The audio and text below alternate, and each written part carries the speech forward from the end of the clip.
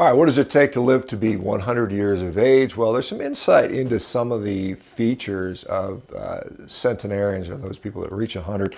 This was a study out of Sweden where they looked at approximately around 40,000 people, and they found about 2.5% of them reached age of 100, and they shared some interesting features. They looked at certain lab values, and some of the things are quite interesting. One of the things that we would expect: normal kidney function, normal liver enzymes, but some of the things that were probably a little more surprising really talk about the sort of energetics of energy in the blood, or lipids and glucose in the blood. And what they found was that the people with the lowest overall level of glucose were more likely to reach that centenarian status. But the interesting thing was, when it came to cholesterol, we found that people with an average cholesterol between about 240 and 270 milligrams per deciliter were the ones that were able to make it to 100. Now, this data goes back as far as 35 years. And so a lot of people will say, well, it's reverse causality, because once again, in this study, the lowest cholesterol had the least likelihood of making 100. And again, some of this data goes back 35 years, on average about 11 years. Those people that would say, well, it's reverse causation, that is, sick and dying people see their cholesterol drop, which is true. But when you, again, start saying, well, did they start dying 35 years ago?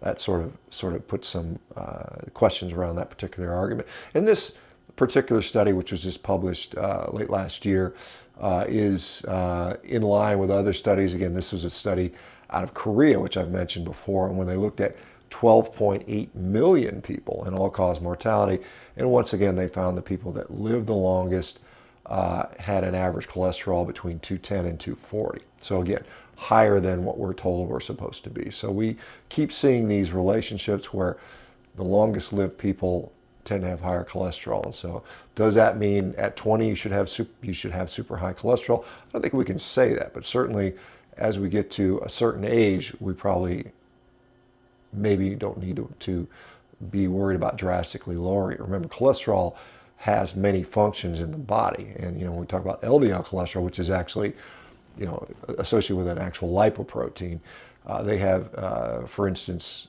roles in the immune system and our ability to fight off infections and other, perhaps even cancer, things like that. So it's interesting. These relationships, to my view, in my opinion, aren't completely accounted for by reverse causation, which many of the people that argue against this would say.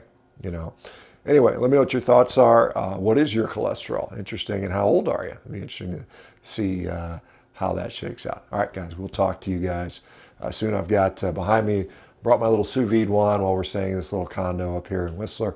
And I've got a couple New York strips, which I'm going to have for breakfast, with about half a dozen eggs on top of that.